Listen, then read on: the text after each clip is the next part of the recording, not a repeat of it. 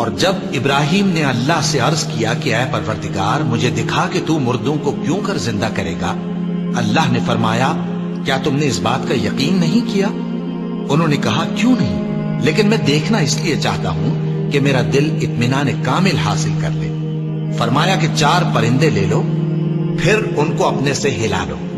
اور ان کے ٹکڑے ٹکڑے کر دو، پھر ان کا ایک ایک ٹکڑا ہر ایک پہاڑ پر رکھ دو، پھر ان کو بلاؤ تو وہ تمہارے پاس دوڑتے چلے آئیں گے، اور جان رکھو کہ اللہ غالب ہے، صاحب حکمت ہے۔ جو لوگ اپنا مال اللہ کی راہ میں خرچ کرتے ہیں ان کے مال کی مثال اس دانے کی سی ہے جس سے 7 بالیں اگیں اور ہر ایک بال میں 100 دانے ہوں، اور اللہ جس کے اجر کو چاہتا ہے اور زیادہ کرتا ہے، اور اللہ کشائش والا ہے، سب کچھ جاننے والا ہے۔ جو لوگ اپنا مال اللہ کے راستے میں صرف کرتے ہیں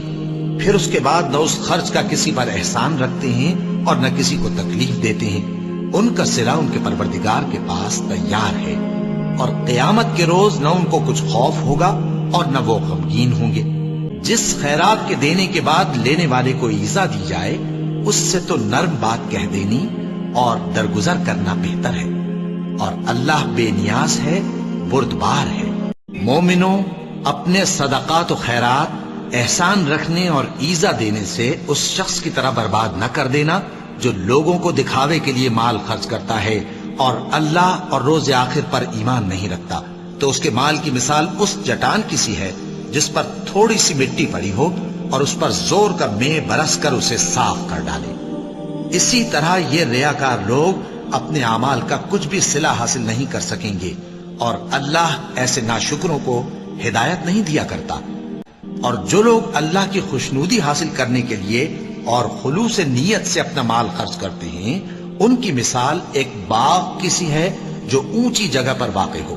جب اس پر زور کا مے پڑے تو دگنا پھل لائے، پھر اگر مے نہ بھی پڑے تو خیر پھوار ہی صحیح، اور اللہ تمہارے کاموں کو دیکھ رہا ہے۔ بھلا تم میں کوئی یہ چاہتا ہے کہ اس کا کھجوروں اور انگوروں کا باغ ہو جس میں نہریں بہہ رہی ہوں اور اس میں اس کے لیے ہر قسم کے میوے موجود ہوں، اور اسے بڑھاپا آ پکڑے اور اس کے ننھے ننھے بچے بھی ہوں، تو ناگہاں اس باغ پر آگ کا بھرا ہوا بگولا چلے، پس وہ جل جائے۔ اس طرح اللہ تم سے اپنی آیتیں کھول کھول کر بیان فرماتا ہے تاکہ تم سوچو اور سمجھو۔ مومنوں، جو پاکیزہ اور عمدہ مال تم کماتے ہو اور جو چیزیں ہم تمہارے لیے زمین سے نکالتے ہیں ان میں سے اللہ کی راہ میں بھی خرچ کرو، اور بری اور ناپاک چیزیں دینے کا قصد نہ کرنا کہ اگر وہ چیزیں تمہیں دی جائیں تو بجز اس کے کہ لیتے وقت آنکھیں بند کر لو، ان کو کبھی نہ لو، اور جان رکھو کہ اللہ بے نیاز ہے، خوبیوں والا ہے۔ شیطان تمہیں تنگ دستی کا خوف دلاتا اور بے حیائی کے کام کرنے کو کہتا ہے، اور اللہ تم سے اپنی بخشش اور رحمت کا وعدہ کرتا ہے، اور اللہ کشائش والا ہے، سب کچھ جاننے والا ہے۔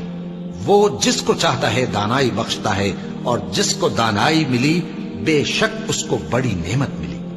اور نصیحت تو وہی لوگ قبول کرتے ہیں جو عقل مند ہیں، اور تم اللہ کی راہ میں جس طرح کا خرچ کرو یا کوئی نذر مانو اللہ اس کو جانتا ہے، اور ظالموں کا کوئی مددگار نہ ہوگا۔ اگر تم خیرات ظاہر کر کے دو تو وہ بھی خوب ہے، اور اگر پوشیدہ دو اور دو بھی ضرورت مندوں کو تو یہ تمہارے لیے بہتر ہے، اور اس طرح کا دینا تمہارے گناہوں کو بھی دور کرے گا، اور اللہ کو تمہارے سب کاموں کی خبر ہے۔